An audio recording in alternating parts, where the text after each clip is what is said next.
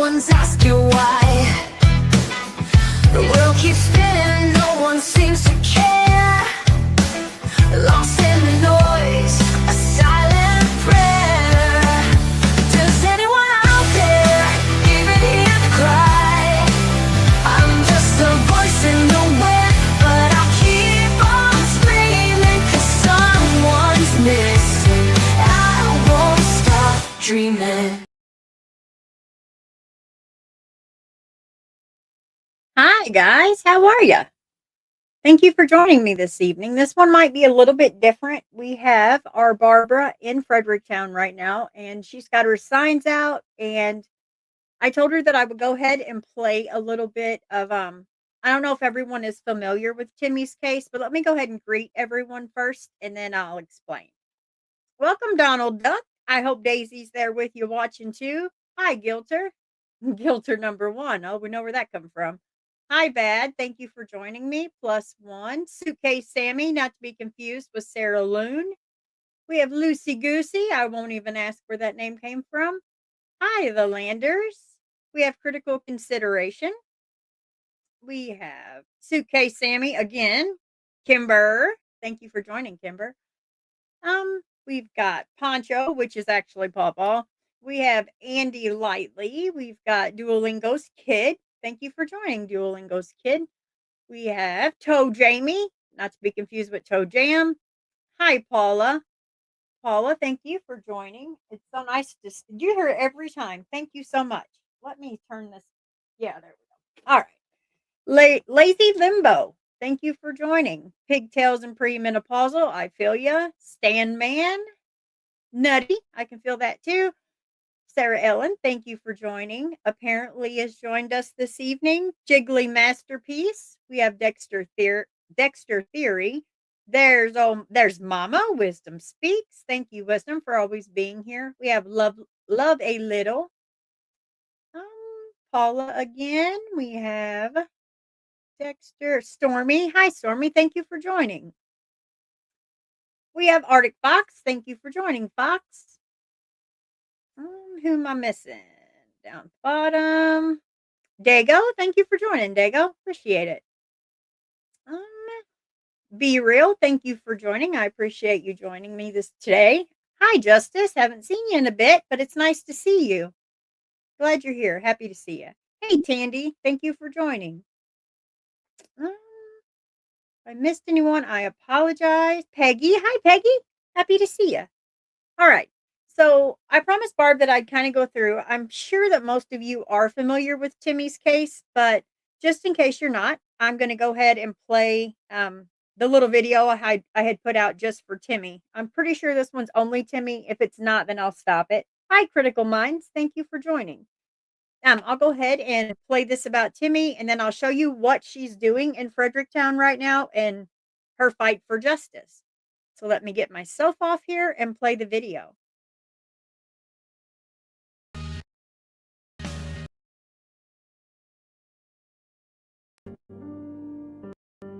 A Mother's Nightmare, The Disappearance of Timmy Dees, February 28, 2022, a day that began like any other, a day that would end in a mother's worst nightmare. 26-year-old Timmy Dees, a young man with a bright smile and a kind heart, vanished without a trace. Last seen at a gas station in Fredericktown, Missouri, Timmy seemed like a face in the crowd, going about his day. Little did anyone know, a chilling mystery was about to unfold. The hours turned into days. Days bled into weeks. Still, no sign of Timmy. His mother, Barbara Hall, felt the icy grip of fear tighten around her heart. Where was her son? What had happened to him? The questions echoed in the silence, each one a painful reminder of her new reality, a reality where her son was missing. Frantic, Barbara reached out to anyone who would listen. She contacted the police, plastered missing posters across town, and desperately clung to the hope that Timmy would walk back into her life as suddenly as he had left. But as time wore on, hope began to dwindle. The happy-go-lucky young man who loved to fish and spend time with his family had disappeared into thin air, leaving behind a void that ached with every passing moment. Barbara refused to give up. She knew in her heart that something was terribly wrong. Her son was out there somewhere, and she would move heaven and earth to find him. The disappearance of Timmy Dees sent shockwaves through the small community of Fredericktown. Friends, family, and even strangers rallied around Barbara, joining the desperate search for her son. They scoured the woods, distributed flyers, and shared Timmy's story with anyone who would listen, determined to bring him home. Weeks turned into months. The trail seemed to have gone cold. Just when hope began to dwindle, a glimmer appeared on July 21, 2022.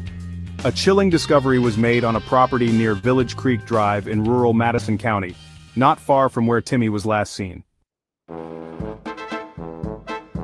The news spread like wildfire. Skeletal remains had been found. The location, a dry creek bed hidden from view, a mere 200 yards from a house. The description of the clothing matched what Timmy was last seen wearing. Barbara's heart sank. Could this be it? Was this the answer to her agonizing prayers? Authorities descended upon the scene, their faces grim.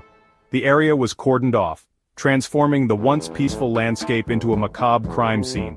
The wait for confirmation was excruciating. Every tick of the clock felt like an eternity. Then, the news came. The remains were positively identified as Timmy Dees. The news hit Barbara like a ton of bricks. Her son was gone. The hope that she had clung to so fiercely shattered into a million pieces. The grief that washed over Barbara was all-consuming. But even in her darkest hour, a new fight ignited within her. A fight for justice. She was determined to uncover the truth behind her son's disappearance and death. She wanted answers. She deserved answers. Barbara's quest for truth led her to the doors of the Madison County Sheriff's Department. She hoped for compassion, understanding, and a commitment to finding out what happened to Timmy. What she encountered instead felt like a cold, unyielding wall. Frustrated and heartbroken, Barbara refused to be ignored. She stood on the steps of the Madison County Courthouse, her voice hoarse from shouting, her body weary from the sweltering heat. She held a sign that read, "Justice for Timmy Dees," her silent scream echoing through the halls of justice. Day after day she protested, rain or shine, her determination fueled by grief and a mother's unwavering love. She demanded answers. She demanded accountability. She demanded justice for her son. Her voice, though filled with pain, was a force to be reckoned with. Barbara's fight for justice extended beyond the courthouse steps. She found a platform to share her story with the world, a way to amplify her voice and rally support for her cause, YouTube. Her videos were raw, emotional, and filled with a mother's anguish. She spoke candidly about her son, her struggles with the investigation, and her unwavering belief that someone out there knew something. She pleaded for anyone with information, no matter how small, to come forward. The discovery of Timmy's remains, while heartbreaking, did little to solve the mystery surrounding his disappearance and death. Questions lingered, gnawing at Barbara's sanity. What happened to Timmy? Was he murdered, and why? One piece of the puzzle was particularly baffling. Timmy's phone. It was never found. Barbara believed that the phone held the key to unlocking the truth. She pleaded with the authorities to locate it, convinced that it held vital clues about her son's final moments. Years have passed since that fateful February day when Timmy Dees vanished. Yet, Barbara Hall's fight for justice continues with the same ferocity as the day it began. She has faced roadblocks, setbacks, and a seemingly insurmountable wall of silence. But Barbara refuses to give up. She knows in her heart that someone out there knows something. She believes that with enough pressure, with enough voices demanding answers, the truth will eventually surface. She will not rest until she gets justice for Timmy. Barbara Hall's fight is a stark reminder that behind every missing persons case there is a family, loved ones grappling with unimaginable pain and searching for answers. Her story is a call to action, a plea for empathy, and a reminder that silence can be deafening. If you have any information about the disappearance or death of Timmy Dees, no matter how insignificant you think it may be, please come forward. Your information could be the missing piece of the puzzle that helps bring closure to a grieving mother and justice for Timmy.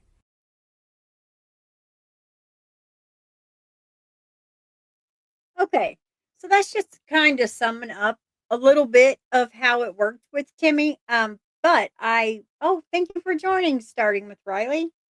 I'm so happy you joined today. So the next one will be what she is doing right now.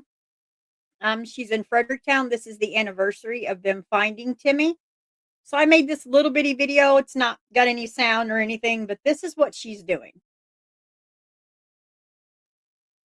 A mother's love is priceless. Here we go.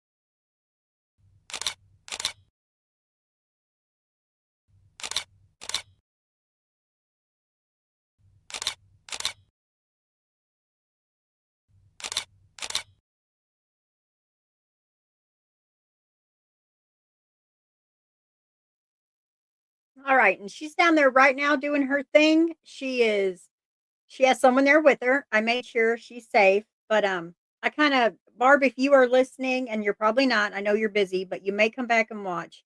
Everyone in here sends you all the best wishes. We're all here for you today. You can call us at any time. You know you can call me anytime. Okay.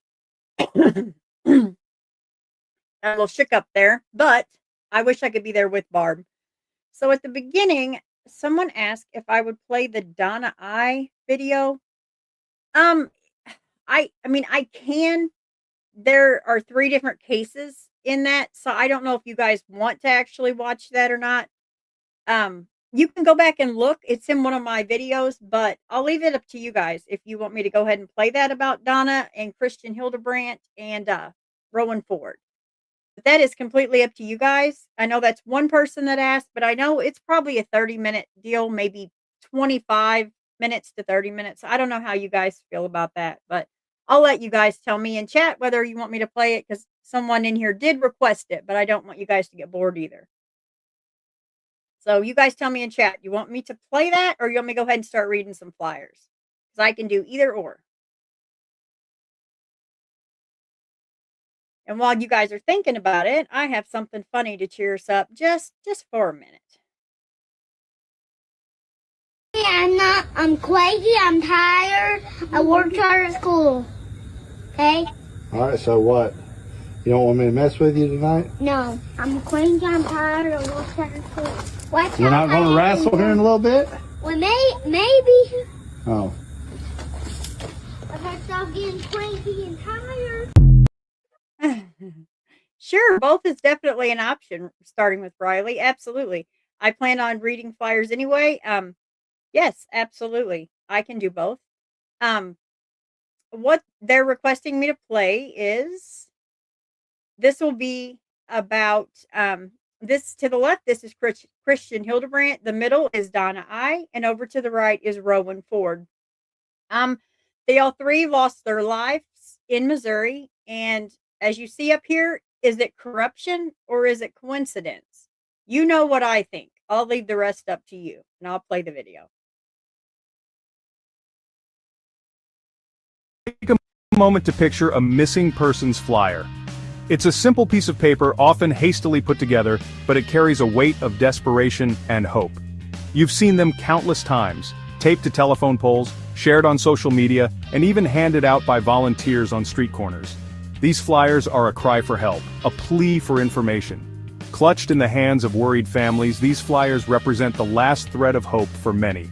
Each one tells a story of a person who is loved and missed. Now imagine a different flyer, one with your picture on it. Imagine your loved ones frantically searching for you, hoping for any clue that might lead to your safe return. It's a chilling thought, isn't it? The idea that you could be the one who is missing, the one whose face is plastered on walls and shared online. But the truth is, anyone can become a name on that flyer. It doesn't matter who you are or where you come from.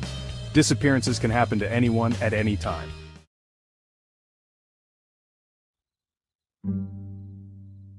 Stella, Missouri, a small town, a place where everyone knows their neighbors, a place where you think your children are safe. But on November 3, 2007, that safety was shattered. 9-year-old Rowan Ford vanished. Rowan was last seen at her home. Her stepfather, David Spears, reported her missing. The community rallied to find her.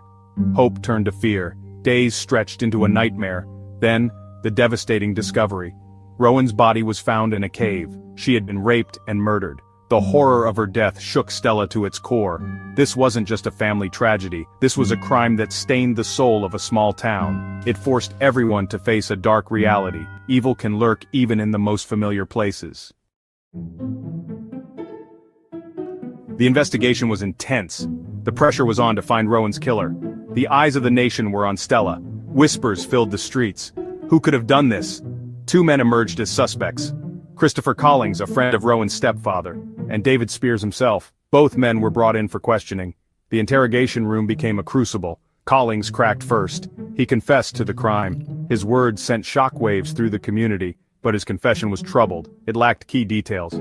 The circumstances surrounding it raised red flags. Spears also confessed, admitting to raping and strangling Rowan. But he later recanted. His story changed. He pointed the finger at Collings. The investigation was a tangled web. Despite the questions surrounding his confession, Christopher Collings was charged with Rowan Ford's murder. The prosecution built its case. They presented evidence. They called witnesses. The defense fought back. They argued that Collings's confession was coerced. They claimed he was pressured by law enforcement. They pointed to the lack of physical evidence directly linking him to the crime scene. The jury deliberated. They weighed the evidence. They listened to the arguments, and in the end they reached a verdict. Guilty. Christopher Collings was convicted of the rape and murder of Rowan Ford. He was sentenced to death. Collings maintained his innocence. He filed appeals, but his fate was sealed. On December 3, 2024, Christopher Collings was executed. While Collings faced trial and execution, David Spears' role in the tragedy remained a festering wound. He never faced murder charges. He pleaded guilty to lesser offenses, child endangerment, and hindering prosecution. Spears served time, but he was released in 2015. He tried to rebuild his life, but the shadow of suspicion never left him. People whispered, they pointed, they questioned. Then, a shocking revelation. Spears was hired by the Missouri State Public Defender's Office. The man who once stood accused in connection with his stepdaughter's murder was now working within the legal system. Outrage erupted. Lawmakers demanded his firing. They cited a conflict of interest. They argued that his employment was a slap in the face to Rowan's memory. The controversy raged on. With Collings executed and Spears living his life, the question lingered. Was justice truly served for Rowan Ford? Some believed that Collings' execution brought closure. They found solace in his punishment. Others weren't so sure. They questioned the validity of Collings' confession. They worried that an innocent man had been put to death. They pointed to Spears' lenient sentence and his controversial employment. The case exposed deep flaws. Flaws in the investigation. Flaws in the legal system. Flaws in the very fabric of small-town life. Rowan Ford's murder became a symbol of a system that could fail those it was meant to protect. The scars of her death ran deep. They divided the community. They fueled anger and distrust, and they ignited a burning desire for change. Section 6. The Shadow of Corruption. Rowan's case cast a harsh light on the potential for corruption in small towns, places where everybody knows your name but also where secrets can be buried, where power can be abused. The investigation itself raised eyebrows. The police chief who took Collings' confession had a troubled past. His own record was blemished. It fueled speculation about his handling of the case. Spears' employment by the public defender's office added fuel to the fire. It reeked of impropriety. It suggested a system where connections and influence could trump ethics. This wasn't just about one case. It was about a system that needed scrutiny, a system that needed reform, a system that needed to be held accountable. Section 7. A call for transparency and accountability. Rowan Ford's case is a stark reminder that justice can be elusive, that the pursuit of truth can be messy and painful, that even in small towns, darkness can find a foothold. We need transparency in our law enforcement, we need accountability in our legal system, we need to shine a light on any hint of corruption, we can't let it fester, we can't let it erode trust. We need stricter ethical guidelines, we need independent oversight, we need to ensure that every decision, every action is driven by a commitment to justice, not by personal connections, not by political pressure. This isn't just about catching the bad guys, it's about building a system that is fair, a system that is just, a system that honors the memory of victims like Rowan Ford. Section 8. Remembering Rowan, Seeking Change. Rowan Ford should be remembered, not just as a victim, but as a catalyst. Her story should fuel our fight for a better future. A future where children are safe, a future where justice prevails. We can honor her memory by demanding better from our institutions, by holding our elected officials accountable, by speaking up against injustice wherever we see it. We need to be the voice for the voiceless. We need to be the guardians of justice. We need to ensure that what happened to Rowan Ford never happens again. Her story is a tragedy, but it can also be a turning point. Let's learn from the mistakes of the past. Let's build a future where justice is a reality for all. Section 9. The fight for justice continues. The fight for justice is never easy. It's a long road. It's a winding road. But it's a road we must travel. We owe it to Rowan. We owe it to ourselves. We must keep asking questions. We must keep pushing for answers. We must keep demanding change. We can't let complacency set in. We can't let this case fade from memory. Rowan Ford's case is a stark reminder that evil can lurk in the shadows. But it also shows us the power of perseverance, the power of speaking truth to power, the power of demanding better. The fight for justice continues. Let's honor Rowan's memory by making sure her story makes a difference. Let's work together to build a world where justice is blind, where accountability is paramount, and where tragedies like this are never repeated.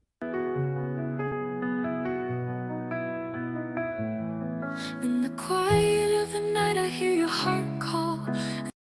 Assaulting and strangling 9-year-old Rowan Ford from Southwest Missouri will be put to death tonight.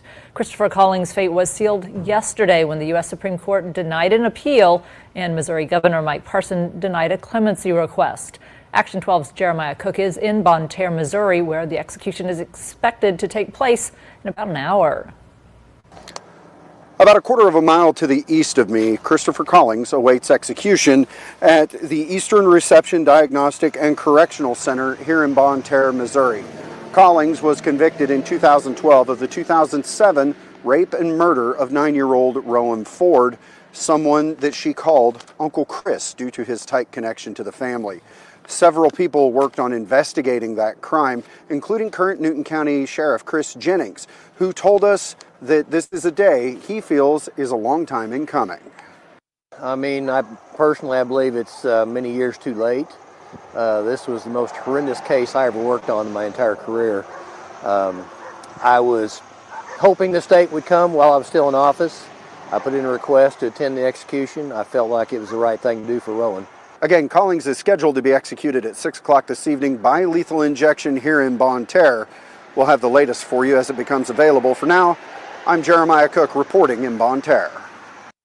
Thanks, Jeremiah. Another person involved in Rowan Ford deaths was her stepfather, David Spears. Spears, along with Collings, had originally confessed to the rape and murder of the 9-year-old. Collings asserted that Spears was actually the, quote, mastermind behind the plan to rape and murder Rowan. Ultimately, Spears made an agreement with prosecutors to dismiss the murder and rape charges. He pleaded guilty to felony child endangerment and hindering prosecution. He was sentenced to 11 years in prison in 2012. With credit given for time served prior to his conviction, Spears was released in March of 2015. Shortly after he was released from prison, but before he was off probation, he went to work for the Missouri State Public Defender's Office. State records show his date of hire was June 27, 2016. We contacted the Public Defender's Office, and Spears' voice is the first voice you hear. You reach the Missouri State Public Defender's Office, West Plains, Missouri. If you know your party's extension, you can dial it. Christian Hildebrandt, a young man of 28, lived in the small town of Potosi, Missouri. He was known for his kind heart and gentle nature. Life in Potosi was simple, a close-knit community where everyone knew their neighbors. Christian, like many young men his age, was still finding his way. He sought his place in the world, navigating the challenges and joys of life in a small town. Christian was a beloved son, a loyal friend, and a valued member of the community. His sudden and tragic death sent shockwaves through Potosi, leaving a void that could never be filled. The circumstances surrounding his passing were shrouded in mystery, leaving the community grappling with unanswered questions and a profound sense of loss. The story of Christian Hildebrandt is not just a case file. It is a tale of a life tragically cut short, a family torn apart by grief, and a community left searching for answers. It's a story that reminds us that even in the quietest corners of America, darkness can lurk, and sometimes the truth can be elusive. March 11, 2021, dawned like any other day in Potosi, but for Christian Hildebrandt, it would be his last. That morning he received a call from Derek Polite, an acquaintance from town. Polite offered to help Christian move a washing machine, a seemingly mundane task that would have tragic consequences. Christian, needing the money, agreed to help Polite. They made their way to a residence on Trucker Road, a desolate stretch of road outside Fletcher, Missouri.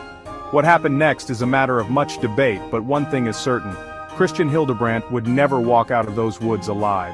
At 12:11 p.m., a text message sent from Christian's phone reached his mother, Kimberly Dodd Little. It was a desperate plea for help. "Help me please," left with Derek Policy, likely a misspelling of Polite. That text message would be the last anyone would hear from Christian.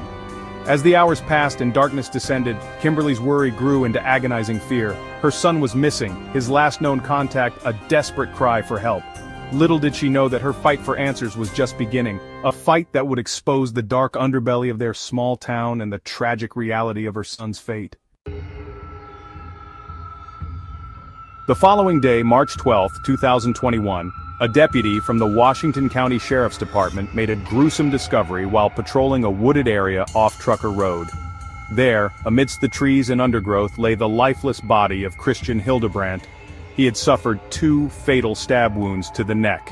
The scene was immediately secured, and investigators began combing through the area for clues. The ground was disturbed, suggesting a struggle, and Christian's body was covered in mud, his jacket pulled off. It was a scene that spoke of violence, a stark contrast to the peacefulness of the surrounding woods. Initially, the sheriff's department approached the case with caution. The circumstances surrounding Christian's death were unclear, and the possibility of suicide couldn't be immediately ruled out.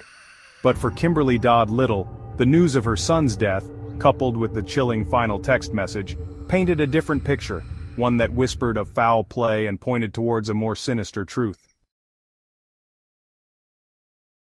The initial investigation into Christian Hildebrandt's death was met with criticism and accusations of negligence. The Washington County Sheriff's Department, faced with a small-town homicide, seemed ill-equipped to handle the complexities of the case. Days turned into weeks, and the investigation appeared to stall, fueling frustrations within the community and deepening the anguish for Christian's family. Kimberly Dodd Little, fueled by grief and a mother's intuition, refused to let her son's case fade into obscurity. She became a tireless advocate for Christian, using social media to raise awareness and demanding accountability from law enforcement. Her pleas for justice resonated with the community, and soon, the case of Christian Hildebrandt became a rallying cry, putting pressure on authorities to re-examine the evidence and seek the truth. The Washington County Sheriff's Department, facing mounting public pressure and the unwavering determination of a grieving mother, was forced to re-evaluate their approach.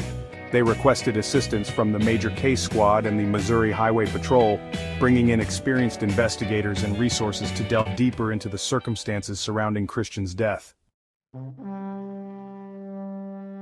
In the tangled web of relationships, determining who is a friend and who is a foe can be a daunting task.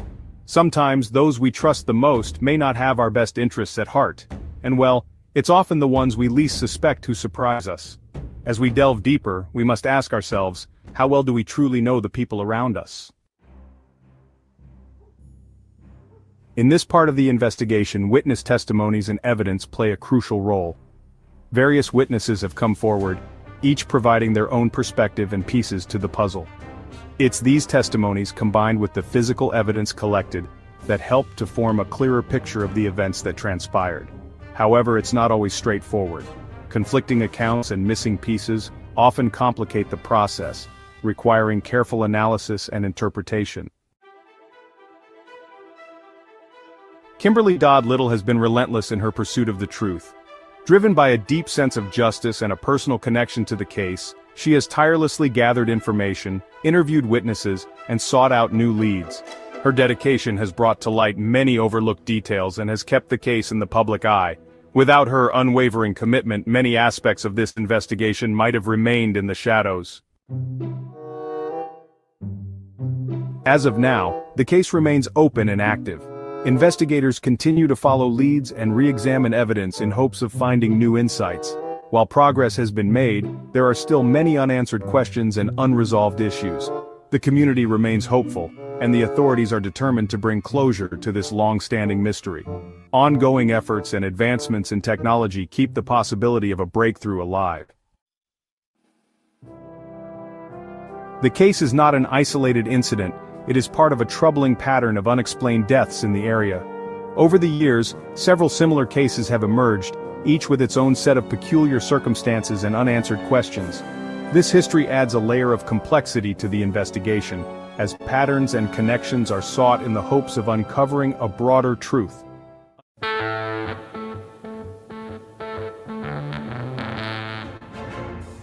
The afternoon of January 8, 2024, began like any other winter day in Potosi, Missouri.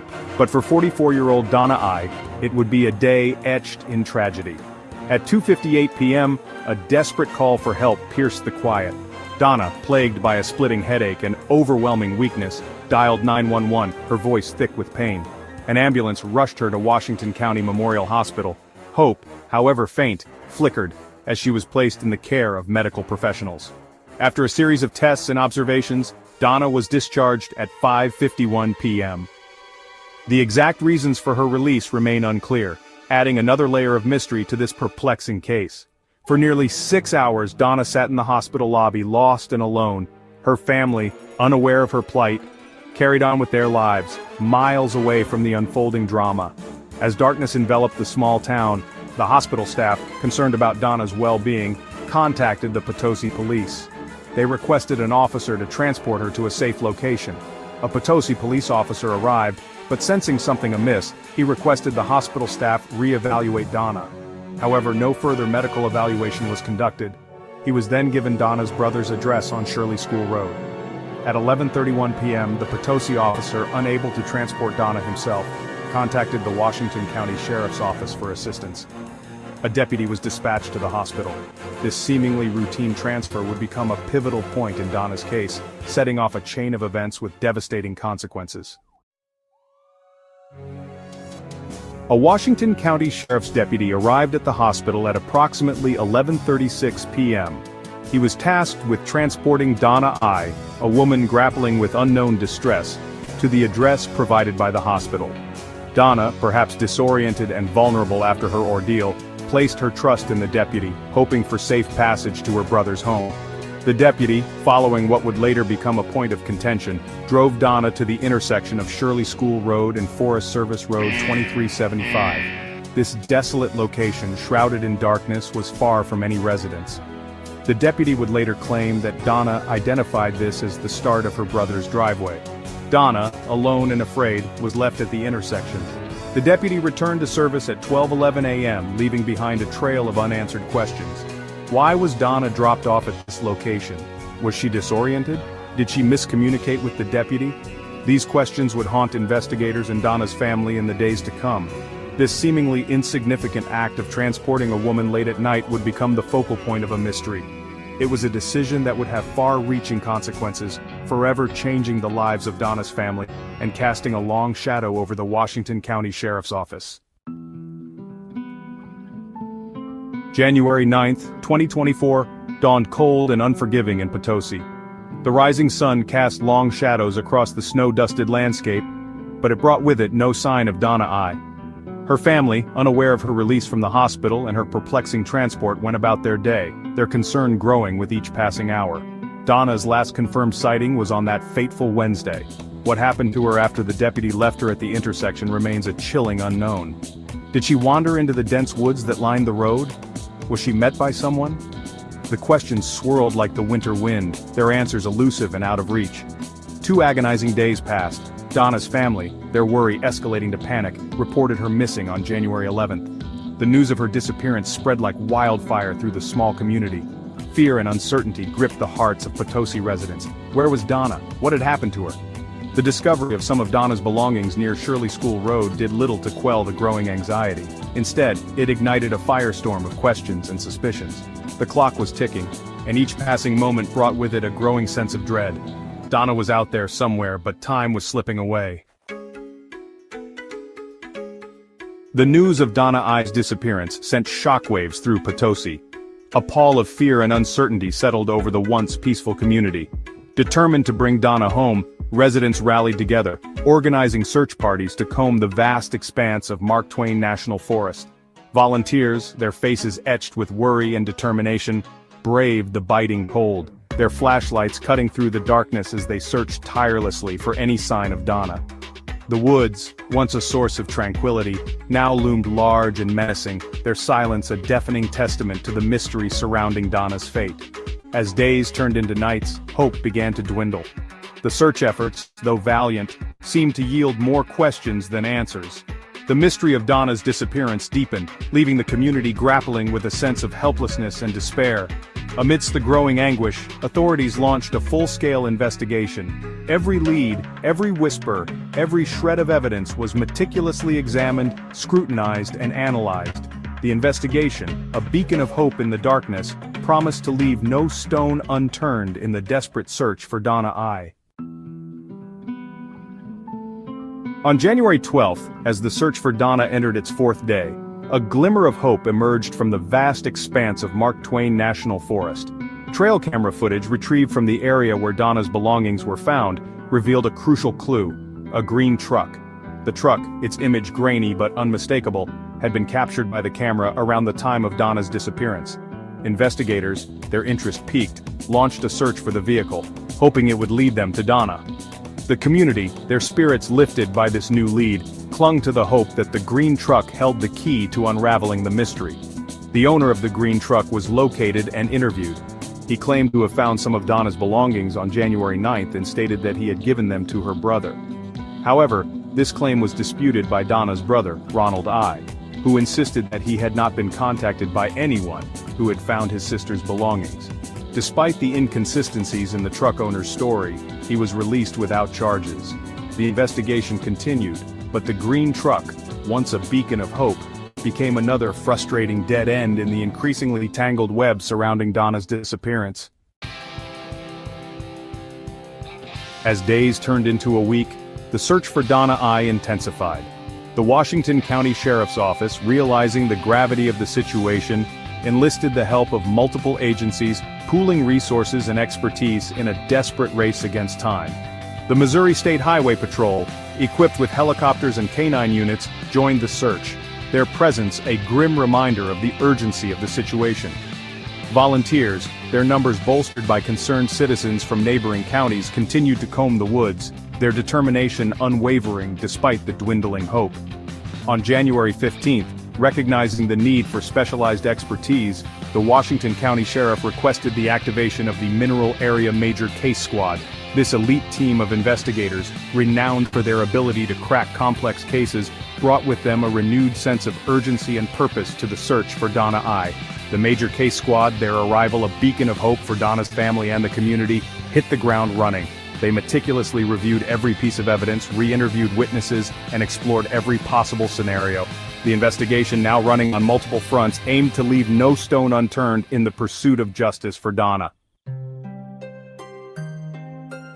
On January 17, 2024, 9 agonizing days after Donna I's disappearance, the search for the missing woman came to a tragic end. Her body was discovered in a wooded area east of the initial search zone near Shirley School Road and Forest Service Road 2375. The discovery, a crushing blow to Donna's family and the community, confirmed their worst fears. The news of Donna's death sent shockwaves through Potosi. The once vibrant community, united in hope during the search, was now shrouded in grief and disbelief. The questions surrounding her disappearance, once a source of agonizing uncertainty, now morphed into a desperate plea for answers. On January 18th, the body was officially identified as Donna I. The news, though expected, brought with it a fresh wave of grief. The circumstances surrounding her death remained unclear, deepening the mystery and fueling speculation. An autopsy was scheduled to determine the cause of death, but the results, awaited with bated breath, would take time. In the meantime, Donna's family and a community in mourning were left to grapple with their loss, their hearts heavy with unanswered questions and a growing demand for justice. The discovery of Donna I's body, while bringing a tragic end to the search, marked the beginning of a new chapter, the quest for justice. Donna's family, devastated by their loss, vowed to uncover the truth behind her untimely death. Ronald I, Donna's brother, emerged as a vocal advocate for his sister, demanding accountability from the authorities. He questioned the circumstances surrounding Donna's release from the hospital, her transport by the Washington County Sheriff's deputy, and the subsequent search efforts. The family's grief was palpable, their anger and frustration echoing through their public statements. They criticized what they perceived as a lack of urgency in the initial stages of the investigation and called for a thorough and transparent inquiry into Donna's death. The family's pleas for justice resonated with the community. Vigils were held in Donna's memory, and calls for accountability grew louder. The tragic case of Donna I, once a local story, garnered national attention, shining a light on the often overlooked issue of missing persons, particularly in rural communities. The death of Donna I cast a long shadow over Potosi. The community, once united in hope, found itself grappling with a complex mix of grief, anger, and distrust. The circumstances surrounding Donna's death, shrouded in ambiguity, ignited heated debates and fueled speculation. The Washington County Sheriff's Office, facing mounting pressure and scrutiny, launched an internal investigation into the actions of the deputy who transported Donna from the hospital. The sheriff, acknowledging the public's concerns, also called for an independent review of the department's policy on transporting civilians. The Mineral Area Major Case Squad continued its investigation, meticulously piecing together the events leading to Donna's death. The autopsy results, released weeks later, revealed no signs of foul play, but the manner of death remained undetermined. The investigation, though thorough, failed to provide the definitive answers that Donna's family and the community so desperately craved. The case of Donna I serves as a stark reminder of the vulnerabilities faced by individuals struggling with mental health issues and the complexities surrounding law enforcement's role in ensuring their safety. It also highlights the importance of community vigilance, timely reporting of missing persons, and the need for continuous improvement in law enforcement policies and procedures.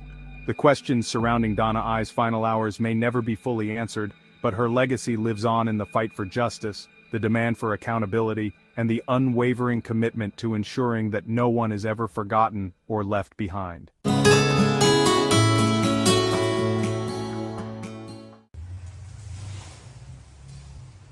Look at this. Donna, we're not giving up hope. We're going to search every day.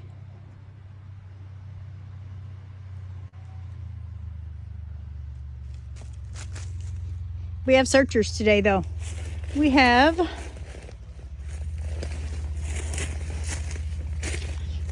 bear with me. This is a big steep hill.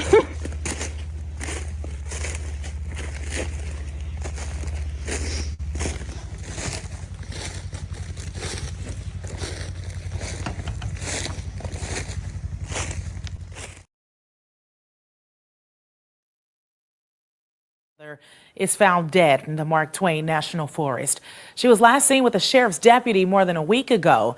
Fox Files investigator Mitch McCoy reports officials got a search warrant in order to find her body.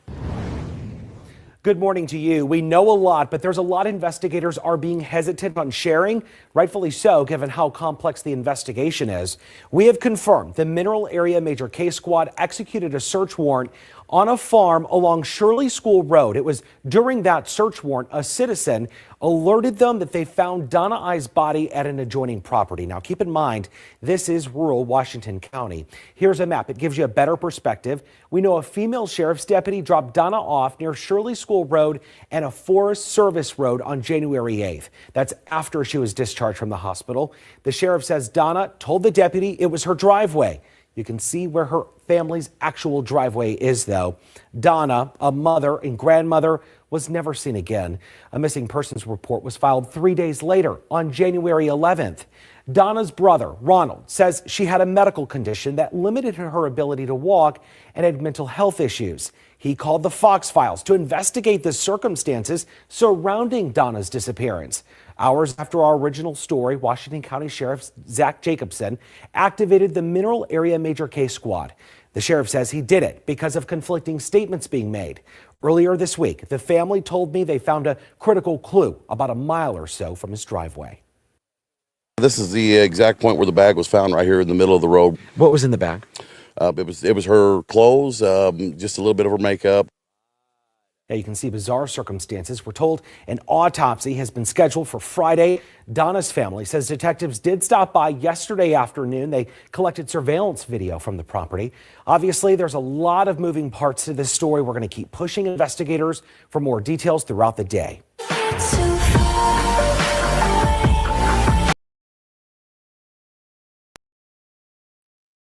All right. So those of you that weren't familiar with that, yes, that was one that touched my heart. That's actually the one that just made me realize how I'm not done. I'm just not done helping. I just once that happened, I realized, yeah, I may be retired, but I don't care. It lit a fire, and that fire has been going ever since. And I can't for the life of me lose that fire. It just got me going even more, made me try harder, fight harder.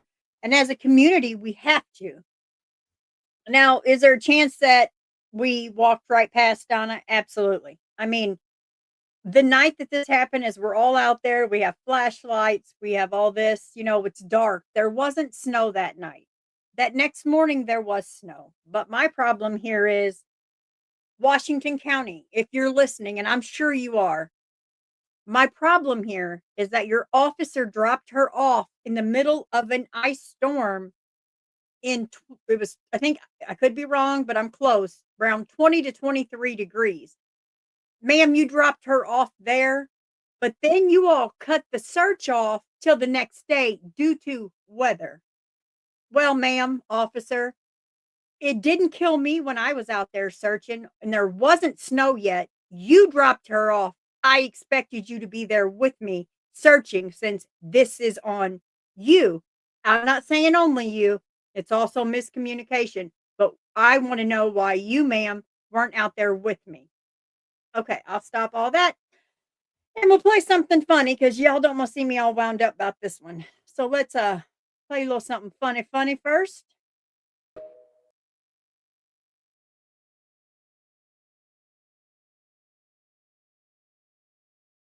No, do you hear me? I'm quaky, I'm tired. I worked hard at school. Okay? Alright, so what? You don't want me to mess with you tonight? No, I'm quaky, I'm tired. I worked hard at school. Watch We're not going to wrestle here in a little bit? Well, maybe. Oh.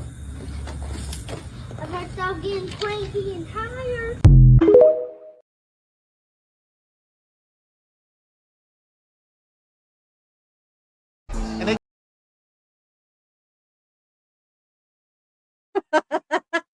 I just love it. I think that is so. I gotta get out of here. My inner hoe coming out. Okay, I will go back over here and I will start with the flyers. I know I didn't mean to make this so long. I wanted to read more flyers off, but this is important. And the anniversary of Donna was the end of January. We have Barb out there in Fredericktown. I'm nervous wreck about her being down there. Please say a prayer for Barb. Please. It's going to drive me nuts. After this, I don't know. I may have to go to Fredericktown just to check on her. But let's go ahead and we'll read some flyers. See if I can change this around a little bit so I can make it bigger. Yeah, that may work. Okay. All right. So we have Ryan. Ryan's missing from Sweden, New York. Last seen February 24th, 2025. He is 47 years old. He's 5'9", and he weighs 165 pounds. It says he was last seen leaving a residence on Lake Road in Sweden, New York around 1:45 p.m. on the 24th of February. He is described as having long salt and pepper hair. If you have any information about Ryan, please contact the Monroe County Sheriff's Office at 585-753-4178. Okay, Arctic, you have a premiere at 3. Okay, I'll make sure to end this. And guys, head over to Arctic as soon as this is over, if you will, please. Anyone needs his link, guys, please feel free to drop it if anyone doesn't have it. I'm pretty sure everybody has his link, but just in case. Okay, we have Caleb Lawrence. I'm on speed read here. Okay, Caleb Lawrence is missing from Fort Gregg Adams, Virginia, last seen February 22nd, 2025.